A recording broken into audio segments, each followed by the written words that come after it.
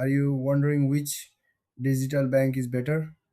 Today, we're comparing Revolut and N26.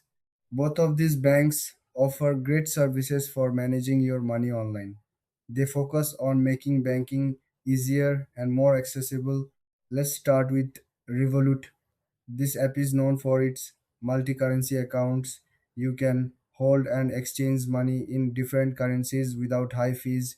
They also offer budgeting tools and cryptocurrency trading. It's perfect for travelers and those who like to invest. Now, let's look at N26. This bank is all about simplicity. They provide a user friendly app with clear features. You get a standard bank account with no hidden fees. N26 also has great budgeting tools. It helps you track your spending easily. So, what sets them apart?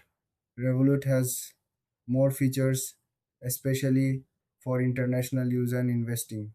N26, on the other hand, focuses on straightforward banking with fewer complications. When it comes to features, Revolut shines with its currency exchange and investment options. N26 offers solid banking basics with a clean interface. Both have good budgeting tools, but N26 is simpler to use. In terms of pricing, both banks have free plans.